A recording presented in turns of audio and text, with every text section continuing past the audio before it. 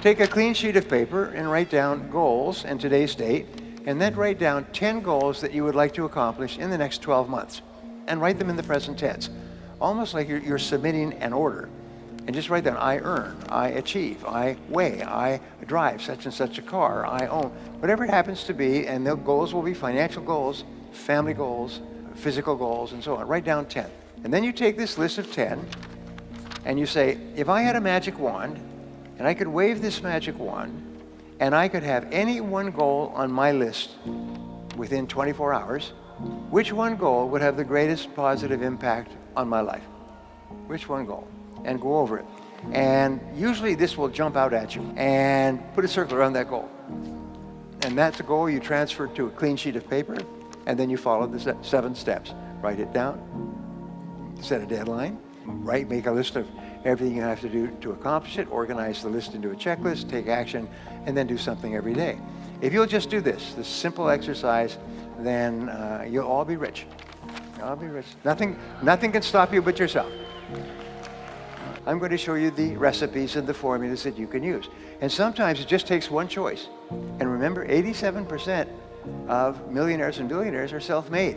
They started with nothing. And nobody's smarter than you, and nobody's better than you. If somebody else can do it, especially with all the disadvantages that many people start off with, if someone else can do it, you can do it as well. That's the proof. Abraham Lincoln once said that some become wealthy is proof that all can become wealthy. So I wanted to share with you what I call the 7 C's. So the first C is the C of clarity. Clarity is my favorite word in success. It's my favorite word in business. I have done consulting for more than 1,000 corporations, large companies worldwide, companies like IBM and General Motors and PepsiCo and Bank of America. I mean, big companies. And what I found is in every single situation, problems occur when the company becomes unclear about what it is they're doing or how it is they're doing it. Basically, it's clarity, lack of clarity. Now, here's something else I learned, and they did a study of 50 owners of companies, successful owners of companies like yourselves. And they asked them, what is the very best time management or business tool that you've ever discovered? 49 out of the 50 held up a yellow writing pad. A yellow writing pad, sort of like this. And this is what they did. This is how they planned their day. They made a list, to-do list. Today's date, they wrote down everything they had to do. They always work from a list. If you don't work from a list, it's very much like taking your hands off the wheel of your car going down a winding road in the mountains. What happens is your life's going to go up and you're instantly going to start doing irrelevant and unimportant and useless things. And at the end of the day, you'll be exhausted and you'll have accomplished nothing. The most powerful tool in the world is you, a pen, and a piece of paper. This is the greatest wealth creator in the world. The second C is the C of competence. And the C of competence says, it's very simple, is that you can only earn a lot of money if you're very good at what you do. And so one of the most important things you do is you break down your work into skills. And you say, what are the most important skills I need to have to be successful? And there's recruiting is a very important skill. Training is an important skill. Managing, motivating is an important skill. Leading, supervising, important skills. So what you do is you think, what are the skills that I will need to be in the top 10% of my field? You don't have to be in the top 1%.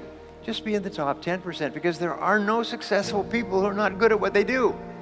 They are good at what they do, and they are good at what they do because they work at it all the time.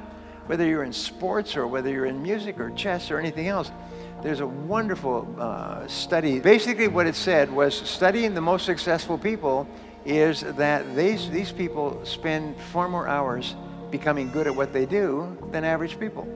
The other people don't do it. And that everybody has natural abilities, but the ones who use those abilities transform themselves by really, really working hard at becoming good, one skill at a time. This is another thing that's really important. Don't try to be good at everything, because what happens is you just break down. You just overwhelm yourself and you just give up. You say, oh, I tried that before. I had an experience which I'll pass on to you. When I was a young man, I was in my 20s, and I was in sales, and I was in cold calling sales, knocking on doors every day. And I was making 1 or 2 sales a week. I was living in a little rooming house with a bed and a floor and a little bathroom. And I was struggling. I could tell you within $1 how much money I had in my world at that time, because it was less than $1. And I worked, get up at 5 or 6 o'clock in the morning. I'd be waiting at 8 o'clock in the morning when people came to work. I would knock on doors, office doors and business doors all day long. And then in the evenings, I'd go out and knock on homes and apartments. And I would make call after call after call. I made hundreds of calls and with no sales. The first year, I made more than 20,000 calls and only made a few sales. Just enough to survive. And then one day, I asked a question, which I'm going to help you with. As I said, of all the skills, what's holding me back more than anything else? And the answer was closing the sale. Is that I couldn't get people to make a decision. So I made a decision. I still remember the time, date, place, sitting in my little rooming house when I decided I was going to learn how to become very good at closing sales. And I began to read everything I could find. I sent away 4 books. I did everything I could find to study the psychology and the techniques and methods of closing sales. In 1 year, my income went up 10 times. It changed my life forever.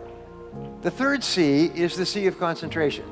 And these are not necessarily in order, but in a way these are.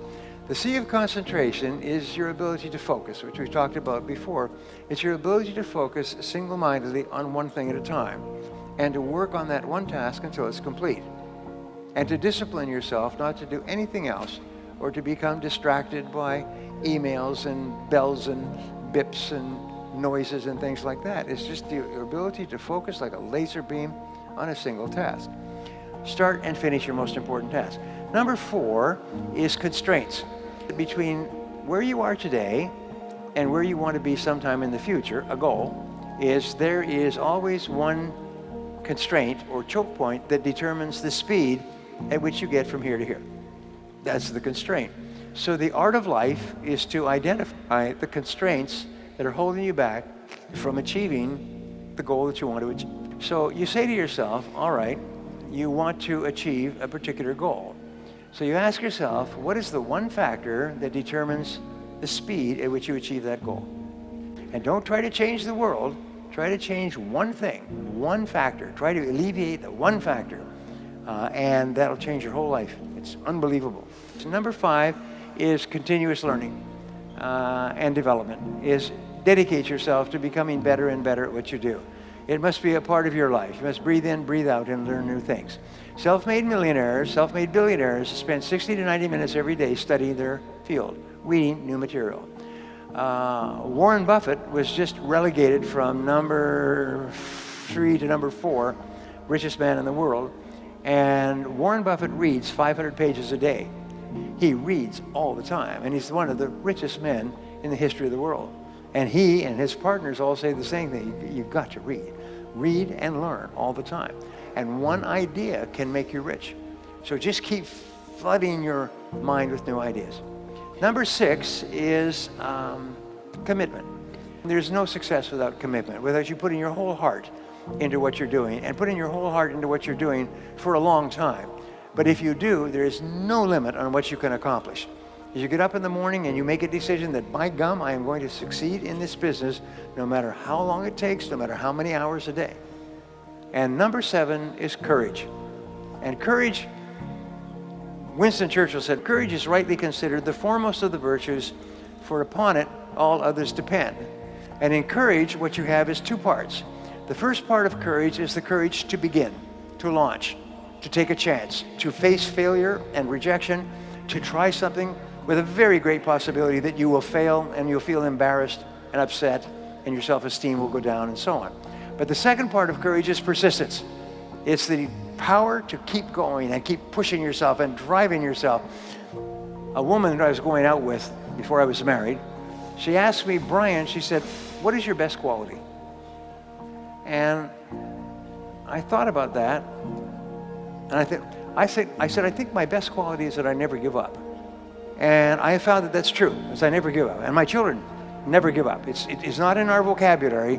We never think, we'll try something different, we'll try something new, we'll take the losses and so on, but we'll never give up. So how do you develop this unshakable quality of persistence, which will guarantee your success in life? Nothing can stop you if you don't quit. If you don't quit, then the only alternative is you must succeed, and eventually you must succeed greatly. Well, the great rule, you become what you think about, but you become what you say to yourself. So what you do is you say to yourself these magic words. You say, I never give up. If you never give up, my promise to you, my guarantee to you, is that you are going to be an enormous success in the months and years ahead, and I hope you are. Thank you very much.